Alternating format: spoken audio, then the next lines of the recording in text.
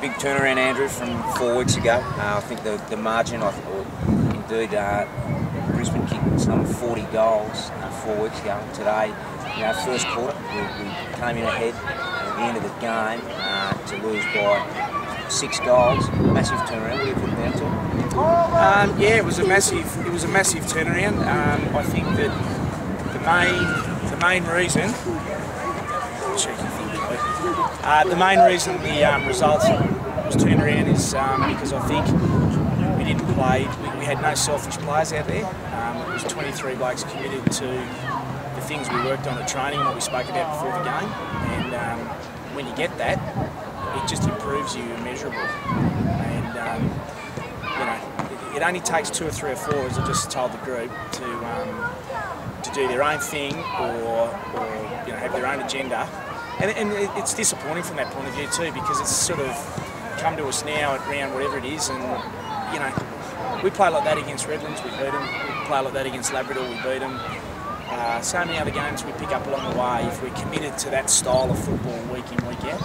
And to the boys' credit, they did it today, and the game was ruined in the third quarter by just over-officious umpiring, to the degree that the game slipped away from us from decisions directly resulting in goals that we couldn't peel back. There were some strange decisions. Where do you go with those decisions? Do we leave it, or do you? No, you got to leave it because I don't know. I don't suppose they have the quality at their disposal from an umpiring point of view, which is quite clear to me.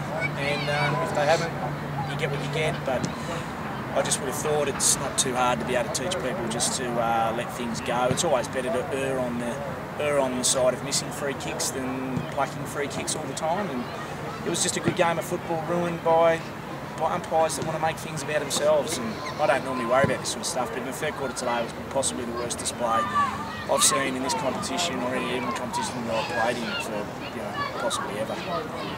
Jake Faro reported.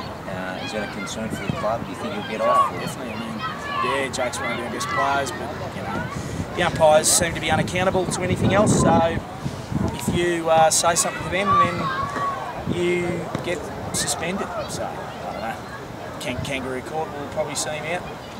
I thought the first quarter, the tackling pressure, going back to your point earlier about the change in our game from 4 weeks ago, tackling pressure in the first quarter was outstanding. Oh, it was. I just thought, not just our tackling, but I just thought our accountability, like we paired off and we just made the Lions go to contests more often, and we ran with our direct opponent, and even so much so that they had to start sort of, picking us up. So yeah, it was really good, and when you do that and you force good sides like that to have to kick to a contest, it doesn't matter who you are, you've got a chance of getting the ball back, and we did. And then when we did get it back, I thought we used it really intelligently as well. Like we had some good switches out of the back half, and then we used that far side of the ground really well. We didn't go back into the corridor to contest too often, which was something we've been guilty of all year long. But yeah, it still didn't win the game. We've gone down by 40 points or whatever it is, when really I thought the game was there to be won. We were up by 20 points at one stage. Anyway, step in the right direction. Fellow Smith, a late withdrawal, so you had 2 new debutants this morning, James London and Matty Johnson. Yeah. What do you think of their games? Oh, terrific. Now we've blooded 3 under-18 kids in 2 weeks, and not one of them has shown that he hasn't got a future at the level, so that's the most important thing. Sometimes you bring him up, you're sort of left scratching your head, but no, these guys have all stepped up, and they can only improve because of the age they're at. And 2 midfielders and a key forward, plus what we've got. Yeah, it's pretty encouraging, I reckon.